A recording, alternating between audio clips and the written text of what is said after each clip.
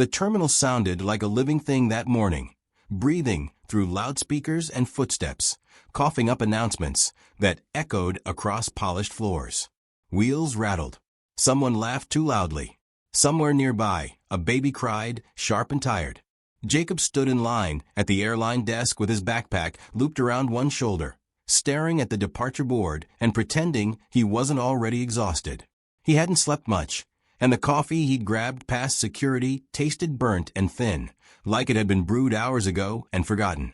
All he wanted was to get on the plane, sit down, and let the engines carry him away from this fluorescent chaos. That was when the shouting cut through everything else. "I don't understand how this is my problem," a woman snapped, her voice sharp enough to slice through the ambient noise. "I fly all the time. All the time."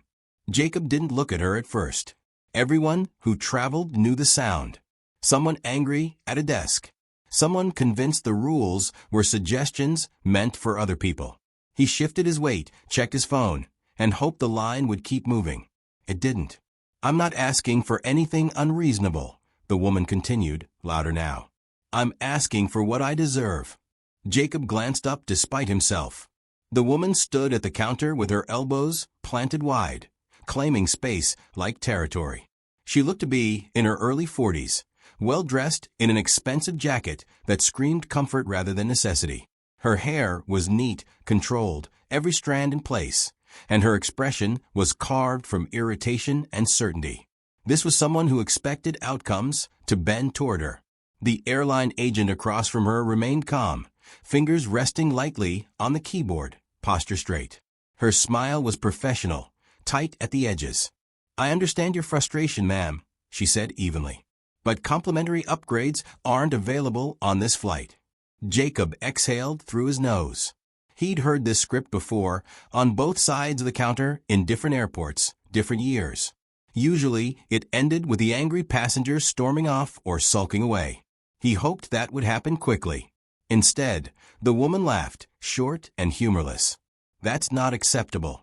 The word hung in the air like a challenge. Jacob looked back at the departure board.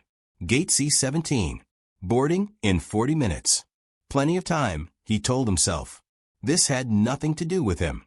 But then the woman turned her head slightly, scanning the line with narrowed eyes, and Jacob felt the subtle, unpleasant sensation of being noticed. She looked him up and down in one quick, dismissive sweep. His worn sneakers, his simple jacket, the backpack that had seen better days. Her lips pressed together. "So you're telling me," she said, her voice rising again, "that there's absolutely no way to make this work?" The agent didn't waver. "That's correct, ma'am." The woman scoffed and gestured vaguely toward the line. "Because I'm looking at this and thinking, surely someone here doesn't need their seat as much as I do." Jacob stiffened. He didn't look away this time. The woman's gaze locked onto him with unsettling confidence. "For example," she said, pointing directly at Jacob. Him. A few people in line shifted uncomfortably. Someone cleared their throat. Jacob felt heat crawl up his neck. "I'm sorry," he said before he could stop himself. The woman turned fully toward him now, eyes sharp. "You heard me. You be fine in economy." Jacob blinked. "I am in economy." She frowned, as if he'd said something unreasonable. "Exactly. So what's the issue?" The agent intervened quickly. "Ma'am, other passengers' seating assignments are not up for discussion." The woman waved her off. "I'm just saying, if anyone should be upgraded, it's me. I've earned it." Jacob swallowed. He hadn't planned on speaking today. He hadn't planned on being involved in anything. He was 36 years old, tired, and painfully aware of how quickly situations like this could spiral.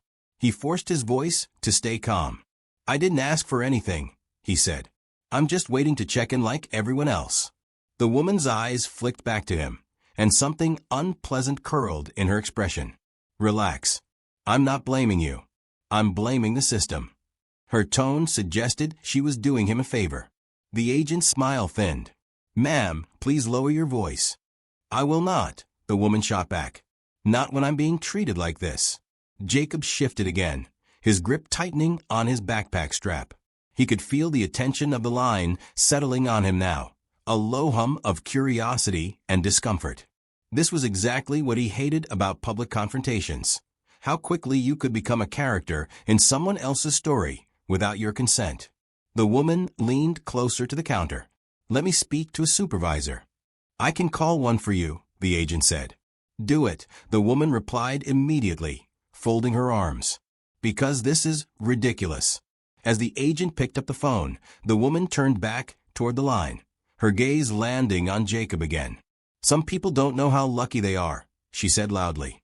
"They take what they're given and don't question it." Jacob felt a flicker of irritation spark behind his ribs. "Or," he said, keeping his voice low, "some people understand that rules apply to everyone." Her eyes widened slightly, then narrowed. "Excuse me." "I'm just saying," Jacob continued, surprising himself with how steady his voice sounded. Yelling at someone who can't change the policy probably isn't going to help. A murmur rippled through the line. The woman stared at him as if he'd broken some unspoken contract. The agent hung up the phone and glanced between them. "A supervisor will be here shortly," she said, her tone firm. "In the meantime, I need everyone to remain respectful." The woman let out a sharp laugh. "Oh, this is rich. I'm the one being disrespected." Jacob looked away, focusing on the scuffed floor tiles, trying to slow his breathing. He reminded himself why he was here, why this trip mattered, how small this moment should be in the grand scheme of things. He hadn't come to the airport to argue with strangers. But the woman wasn't done. "You know," she said, addressing the line more than him now, "I've seen this kind of thing before. They pick and choose who they help." Jacob's jaw tightened. "That's not what's happening." She tilted her head. "Isn't it?" The tension thickened, drawing attention like a magnet. Jacob noticed a uniformed security officer a short distance away, watching without intervening. He noticed phones subtly lifting, screens angled just enough to capture the scene. The woman noticed too, and her posture straightened, confidence renewed. She smiled, thin and satisfied. "Good," she said. "Let people see how this airline treats loyal customers." Jacob felt a shift inside him then, a quiet but firm resolve settling into place. He tried to stay out of it. He tried to be reasonable. But it was clear now that staying silent wouldn't make him invisible. The supervisor approached from behind the desk moments later, expression neutral, eyes already assessing the situation. "What seems to be the problem?" The woman turned to him instantly, her voice smoothing out, adopting a practiced tone of grievance. "I've been denied an upgrade without explanation, and now I'm being spoken to rudely." Jacob looked up at the supervisor, then back at the woman. He realized, with a clarity that surprised him, that this wasn't going to end quietly. Not for him. Not for anyone standing there. As the supervisor listened, Jacob became aware of how many people were watching now, how the air itself seemed to hold its breath. Somewhere above them, a boarding announcement crackled to life and faded again, ignored. The woman's eyes flicked back to Jacob one more time, a confident glint in them, as if she'd already decided how this story would end. Jacob tightened his grip on his backpack and waited. The supervisor listened without interrupting, his expression composed but unreadable. He was tall, early 50s maybe, with the practiced calm of someone who had seen hundreds of variations of the same argument. Lola spoke quickly, confidently, framing herself as patient but wronged, a loyal customer denied basic courtesy. She gestured toward the desk, toward the line, occasionally toward Jacob, as if he were evidence rather than a person. Jacob stayed quiet. He'd learned long ago that cutting in too early only gave people like her something to grab onto. Instead, he watched the supervisor's eyes. They flicked occasionally to the agent, to the small screen angled toward her, to the security officer still hovering a few yards away. Nothing about the man suggested sympathy for theatrics. "I simply don't understand," Lola concluded, folding her arms again, "why I'm being singled out." The supervisor nodded once. "Thank you for explaining," he said. His voice was calm, measured. "Let me make sure I understand. You're requesting a complimentary upgrade on this flight." "Yes," Lola said immediately, "which I've received before." "And you were informed that no complimentary upgrades are available," he continued. "That's what she said," Lola replied. jerking her head toward the agent. But clearly that's not the full story. The supervisor turned slightly toward the agent. Is that correct? The agent nodded. Yes. The flight is fully booked in premium seating. No complimentary upgrades are available for any passenger. Lola scoffed. That's not true. The supervisor raised an eyebrow. Do you have information suggesting otherwise? Lola hesitated for half a second, then recovered. I've been upgraded on full flights before. Jacob felt the tension sharpen. The supervisor didn't respond right away. He glanced at the screen, typed something quickly, then looked back at Lola. Ma'am, he said, upgrades are based on availability and eligibility. On this flight, there are no complimentary upgrades remaining. Lola's mouth tightened. So that's it? You're just going to say no? That is correct, the supervisor replied evenly. A beat passed. Jacob could almost hear the gears turning in Lola's head, recalculating. The crowd around them leaned in imperceptibly, drawn by the stillness. This is unbelievable, Lola said, her voice rising again. I pay good money, and you're telling me there's nothing you can do? We've explained the situation, the supervisor said. If you'd like to proceed with your original seat assignment, we can complete your check-in. Lola laughed, louder than necessary. And if I don't? The supervisor met her gaze. Then you're welcome to file a complaint through the appropriate channels. That was the moment something shifted. Lola's composure cracked, just enough to let irritation spill through unchecked. You know what, she said. Fine. But I'm not the only one who sees how unfair this is. She turned, sweeping her arm toward the line again, stopping deliberately on Jacob. Look at him. You're telling me there's nothing you can rearrange when people like that are clearly getting better treatment. Jacob felt a familiar surge of anger, sharper now, because it was undeserved. He took a breath. I haven't gotten anything, he said. I haven't even checked in yet. Lola ignored him. See? That attitude. He doesn't even care.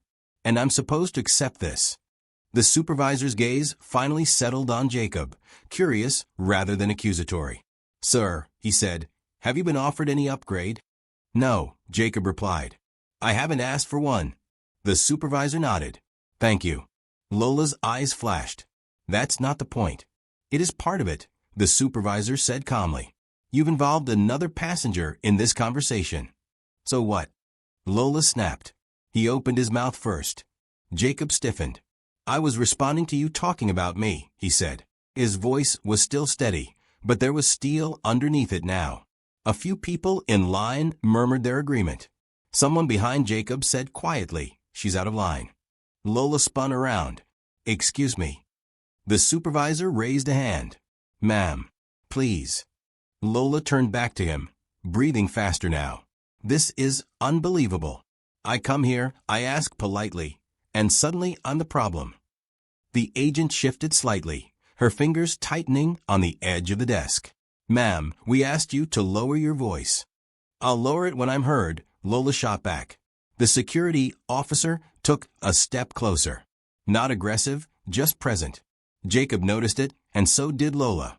Her posture straightened again, pride flaring. She lifted her chin. Are you threatening me now? She demanded. No one is threatening you, the supervisor said. We're asking you to comply with airport conduct policies. Lola laughed again, but it sounded brittle this time. Oh, so now I'm a problem guest. Jacob felt something settle into place. He could see the pattern clearly now. She pushed until someone pushed back, then claimed victimhood. It wasn't strength. It was habit. He glanced down at his phone, then back up.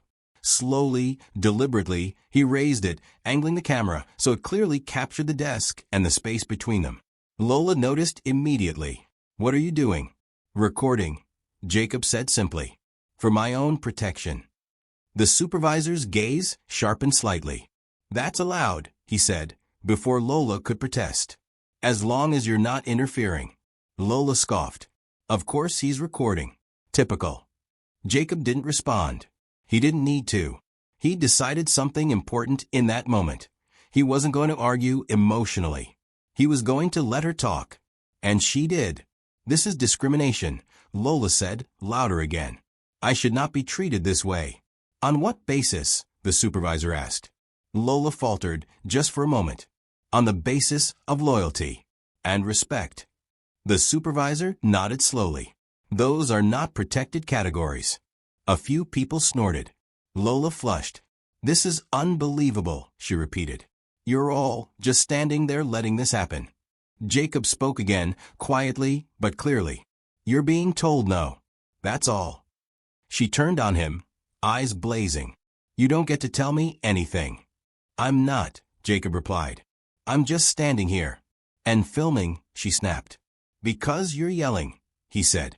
And I'd like a record of this. The supervisor inhaled slowly. Ma'am, he said, I'm going to ask you one final time to lower your voice and proceed with check-in or step aside. Lola stared at him. The terminal seemed to quiet around them, as if the air itself was waiting. You can't do this, she said finally. I know my rights. The supervisor's voice didn't change. This is your final warning. Jacob noticed something else then. A second security officer had joined the first, standing just behind the supervisor. Discreet. Ready. Lola saw it too. Her gaze flicked between them, then back to Jacob. For the first time, uncertainty crept into her expression. This isn't over, she said, pointing at the desk, at the agent, at Jacob. You'll all regret this. Jacob met her gaze, calm and unflinching. Maybe, he said, but not today. The supervisor gestured toward the side. Ma'am, please step aside so we can assist other passengers. Lola hesitated. For a second, it looked like she might refuse outright. Phones were raised higher now. The crowd had shifted from uncomfortable to openly curious. Finally, with a sharp exhale, she grabbed her bag and stepped back, eyes still locked on Jacob. This isn't finished, she said again, her voice lower now, dangerous instead of loud. Jacob didn't respond. He simply held his phone steady as the agent motioned him forward. As he stepped toward the desk, he felt the weight of her stare on his back and knew, with absolute certainty, that whatever came next would not be quiet. The agent finished checking Jacob in with a soft click of the keyboard and slid his boarding pass across the counter. You're all set, she said quietly, her eyes meeting his with a look that held both gratitude and apology. Gate C-17. Boarding starts in 30 minutes. Thank you, Jacob replied. His voice sounded steadier than he felt. He stepped away from the desk and immediately felt the shift in the space behind him. Lola hadn't moved far. She stood just off to the side, arms crossed tightly, her posture rigid, with barely contained fury. Her eyes followed Jacob as he walked a few steps away, then stopped, as if she were waiting for something. For him to gloat. For him to say anything at all. He didn't. Instead, Jacob moved to a row of empty seats near the gate entrance and sat down, placing his backpack between his feet. His phone was still in his hand, the recording running. He hadn't stopped it yet, not out of paranoia, but instinct. Something about Lola's expression told him this wasn't finished. She paced for a moment, muttering under her breath, then marched back to the counter. The supervisor was still there, conferring quietly with the agent. Lola leaned in, voice low but sharp. I want that man's name, she said. The supervisor looked up. Excuse me. The one who was filming, Lola said, flicking her eyes toward Jacob. I want his information. You're not entitled to other passengers' personal details, the supervisor replied. Lola slammed her hand on the counter, the sound echoing. Then I want to file a formal complaint. Right now. The supervisor nodded. You're welcome to do so online or through customer service. That's not good enough, Lola snapped. I want it documented that I was harassed. Jacob looked up at that, his jaw tightening. He stood and walked back toward the desk, stopping a respectful distance away. That's not true, he said evenly. And you know it. Lola spun around. Stay out of this. You made it my business, Jacob replied. When you pointed at me. When you accused me. When you raised your voice and involved everyone here. A small crowd had formed again, drawn back by the renewed tension. The security officers shifted closer, their presence now unmistakable. The supervisor raised his voice just enough to be heard. Ma'am, you've already been warned. If you continue to disrupt operations, we'll have to take further action. Lola laughed, but it came out brittle. So now I'm being silenced. No, the supervisor said. You're being held to the same standards as everyone else. Lola's gaze darted around, taking in the watching faces, the phones still raised. Something in her expression changed then. Not anger. Calculation. You know what? She said suddenly, her voice sweetening. Fine. I'll drop it. I'll just take my seat. The abrupt shift was jarring. Jacob didn't relax. Neither did the supervisor. Very well, the supervisor said. Please proceed to the gate when boarding begins. Lola nodded, grabbed her bag, and turned away. For a moment, it looked like it was over. Then she stopped and looked back at Jacob. Enjoy your flight, she said, smiling without warmth. Jacob met her eyes. I plan to. She walked away, heels clicking sharply against the floor, disappearing into the flow of passengers. The minutes that followed stretched thin with anticipation. Jacob sat back down, heart still thudding, replaying the exchange in his mind. Around him, the terminal slowly returned to its usual rhythm, though he caught occasional glances from strangers who'd witnessed the scene. A woman a few seats away leaned over. You handled that well, she said quietly. Thanks, Jacob replied, offering a small smile. Boarding was called 15 minutes later. Jacob joined the line, scanning the gate area instinctively. He spotted Lola near the front, speaking animatedly to another gate agent. Her posture was confident again, chin lifted. As the line moved forward, Jacob watched her approach the scanner. The agent scanned her boarding pass, frowned, and tried again. A pause. A quiet exchange. Lola's shoulders stiffened. What do you mean? She demanded, her voice rising just enough to carry. The agent gestured toward the desk. Ma'am, I need you to step aside. Jacob slowed, pretending to adjust his bag, listening. There must be a mistake, Lola said. I've already checked in. Yes, the agent replied calmly. But there's been an update to your reservation. Lola's voice sharpened. What kind of update? The supervisor from earlier appeared beside the agent, his expression serious. Ma'am, he said, due to your conduct at the check-in desk, your boarding has been temporarily paused while we review the incident. Paused. The word landed heavily. You can't do that, Lola snapped. I didn't do anything. We have multiple reports and video documentation, the supervisor said, glancing briefly toward Jacob's phone, still visible in his hand, including recordings. Lola's face drained of color. That's ridiculous. For now, the supervisor continued, we're reassigning you to a later flight while we complete the review. The crowd murmured. Someone whispered, wow. Lola's voice jumped an octave. This is retaliation. It's procedure, the supervisor replied. You'll be escorted to customer service. Security stepped forward, calm but unmistakably firm. This is unbelievable, Lola said, her composure finally cracking. I have places to be. So does everyone else, the supervisor said. Jacob watched as security guided her away from the gate, her protests fading into the noise of the terminal. She didn't look back this time. When Jacob handed over his boarding pass, the agent smiled faintly. Have a good flight, she said. You too, he replied and meant it. He walked down the jet bridge feeling lighter than he had in hours. As he found his seat and stowed his bag, he caught his reflection in the window. He didn't look triumphant. He looked relieved. The plane filled quickly, the hum of conversation replacing the terminal's echo. Jacob settled in, buckled his seatbelt, and finally stopped the recording on his phone. He didn't need it anymore. As the aircraft pushed back from the gate, he allowed himself a quiet exhale. He hadn't planned to be part of a confrontation that morning. He hadn't wanted justice or vindication. He just wanted to get on his flight. Sometimes he thought that was enough.